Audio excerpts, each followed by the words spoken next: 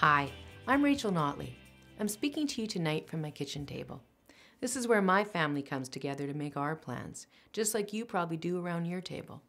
And so it feels like the right place for us to speak together about the plan ahead for Alberta. Let me start by saying this. Alberta's biggest strength is our people. I've been traveling the province talking to Albertans about the budget, and this strikes me everywhere I go. There's no doubt that the oil price collapse is causing serious economic pain and anxiety. Albertans are worried about their jobs and their future. It's a scary time for many families. So that's why I want to talk to you directly tonight, so that I can go through the numbers and outline what we're up against, and so that I can walk you through our plan to get us through this storm. Finally, I have a few specific asks of you to get us where we need to go.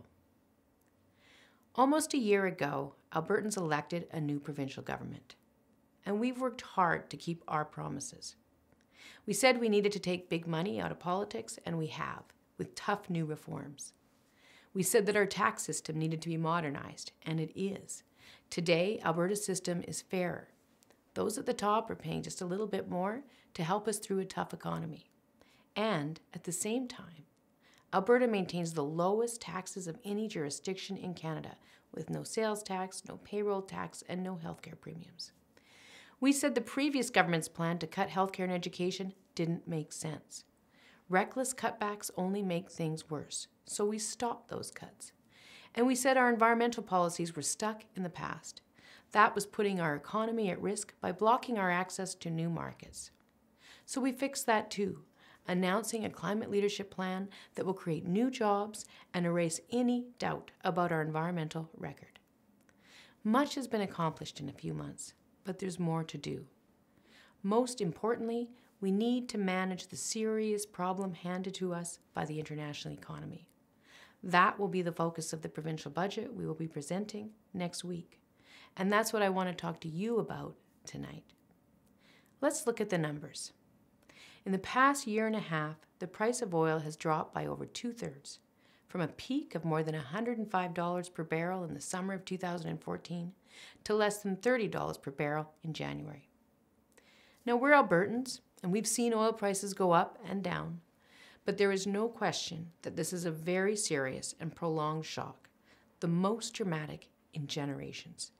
And it is having a very severe effect on Alberta families, communities, and on the provincial budget. As you can see here, the lower price of oil is having a direct effect on jobs. Unemployment has increased significantly as drilling activities dropped, just as it has in energy-producing jurisdictions across North America and around the world. And as you can see here, our provincial budget has received a serious blow as a result of the low price of oil. 2 years ago, the province of Alberta collected almost $10 billion from royalties. Next year, we're projecting that royalty revenues will drop by almost 90%. This is the royalty roller coaster we've all been talking about. Our province depends on those oil and gas royalties for 1/5 of our provincial revenues. So, we're dangerously dependent on the price of oil, and our health and our education services are very vulnerable. And that's a dependence we need to reduce. In the meantime, the oil price shock goes right to our province's bottom line. Dollar for dollar, lower royalties mean a higher deficit. And owing to the economic slowdown, revenues from other taxes are lower as well. This year, the deficit will be more than $10 billion. Now, year over year, that deficit will come down and go back into balance as the economy recovers. But in the face of this fiscal challenge, Albertans confront a choice. On the one hand, we could choose to slash public services, firing thousands of teachers and nurses, and cutting supports to seniors and families. After all, governments in Alberta have made that choice before. But the impact on families was severe. Reckless cuts only download the cost of deficits onto Albertans, creating more economic pain and more anxiety. And they do nothing to address the most important economic challenge facing our province. Alberta's economy is just too dependent on the price of oil. And that must change. And so that's why we're making a different choice, a better choice. We will not be slashing and burning the programs and services that families count on, but rather With a prudent and stable plan, we will accomplish two important goals. First, we need to ensure that we control costs and spend tax dollars wisely. And second, we need to create jobs and foster economic diversification. Let me start with controlling costs. Since taking office last year, we have combed through government to find savings. For example, we've frozen salaries for members of cabinet, MLAs, and political staff until after the next election. We've also frozen salaries for senior public servants for the next 2 years. And we have taken a careful approach to delivering on our own campaign promises, slowing down their rollout and reallocating savings to where they are needed most. At the same time, we have acted to protect vital public services like healthcare and education. Now, we can afford to make this choice because Alberta has a significantly lower debt to GDP ratio than Canada and other provinces. In other words, we have the fiscal capacity to protect the health and education services your family counts on. But we must stick to a plan that carefully brings the budget back into balance as the economy recovers. So here are the targets we're working to achieve. This chart shows the rate of spending growth in the Alberta budget over the last number of years. As you can see, spending grew very quickly and unpredictably under the previous government. As a result, it was often difficult for school boards, health authorities, government agencies, and other government partners to plan ahead. This fueled waste and inefficiency. You can see spending has started to come down under our government. That's what we're going to continue to do. Vital public services will be maintained and funded responsibly. Some programs will change, and other priorities will be implemented more slowly. But let me assure you that we will always keep a keen eye on the consequences of every decision we make. And we will base those decisions on core values, like protecting the most vulnerable, ensuring everyone is provided with equal opportunity, and asking those who can to contribute their fair share. So controlling costs is the first pillar of our plan. The second pillar is the Alberta Jobs Plan, to create jobs and diversify our economy. The Alberta Jobs Plan has 4 key components: supporting families and communities, investing in infrastructure, diversifying our energy markets, and supporting Alberta business. Now, we'll be spelling out additional details on the Alberta Jobs Plan next week in the budget, but let me highlight a few key points. First, to support families and communities, we are taking action to provide help to those who are most vulnerable, particularly children. So starting this summer, Alberta families in need will benefit from the new Alberta Child Benefit Plan. This plan helps ensure no child goes to school hungry by helping families who are having a hard time making ends meet. So for example, a low-income single parent with 2 children will begin to receive just over $3,000 a year in benefits from enhancements to the Alberta Child Benefit and the Family Employment Tax Credit. In all, 380,000 children are going to benefit from this initiative. If you would like to know more about new help for families with children, I will point you to a website that has all the details at the end of this talk. Second, the Alberta Jobs Plan invests in Alberta's infrastructure. Former Bank of Canada Governor David Dodge advised us that now was the time to make these investments to create jobs and make our economy more competitive. And so, we are acting. In our budget next week, we will be setting out more details of our 5-year, $34 billion plan to build new schools, hospitals, roads, and transit throughout Alberta. These infrastructure investments will create jobs today and benefit our children and grandchildren for generations to come. Third, the Alberta Jobs Plan diversifies our energy markets and our energy industry. For example, the Climate Leadership Plan will help grow our renewable sector, build new green infrastructure, support energy efficiency, and drive new technologies that will add to our exports. And we are taking action to open up new markets. I want to emphasize this point. Every Canadian benefits from a strong energy sector, but we can't continue to support Canada's economy unless Canada supports us. That means one thing: building a modern and carefully regulated pipeline to Tidewater.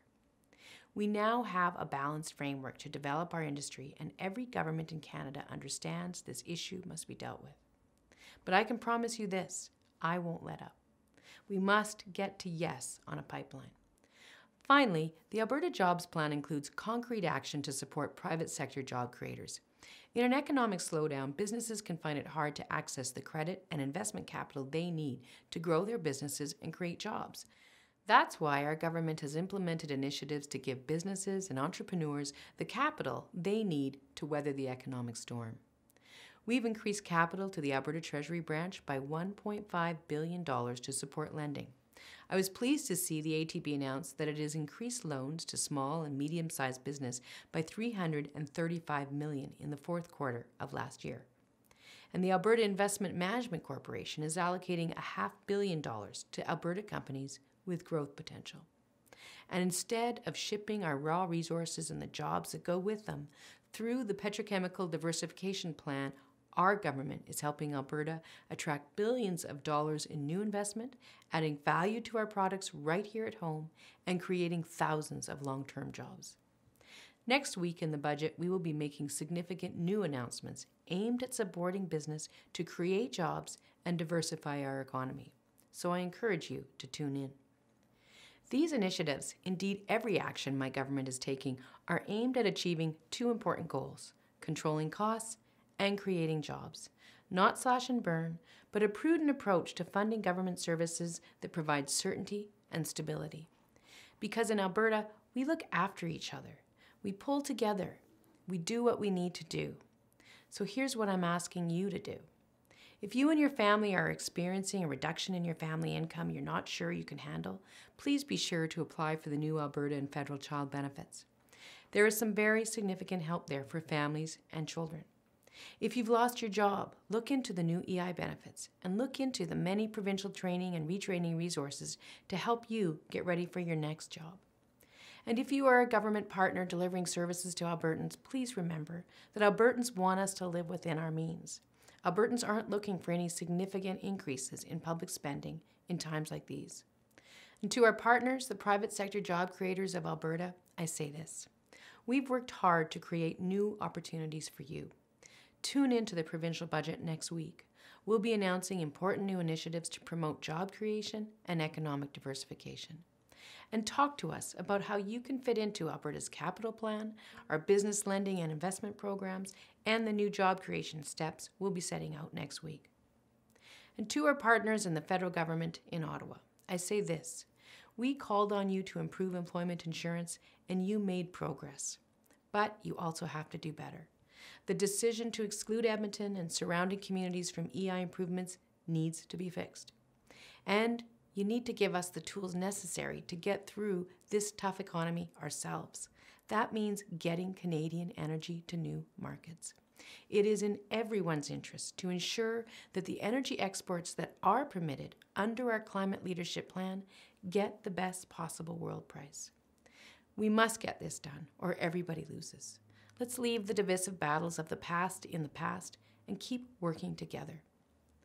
Let me conclude by saying this: we can do this. We're flexible and resilient in Alberta, and we've always shown that when we're faced with challenges, we come together with optimism and determination. We can look after our children and help each other through these tough times. We can make better decisions about our economy, promote jobs and diversification, and make Alberta stronger and more resilient to future price shocks.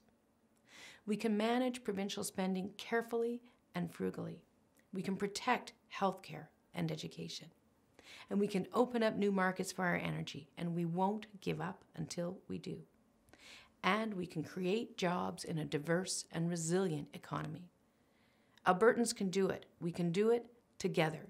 We have done it before, and we will again. Thank you for listening tonight.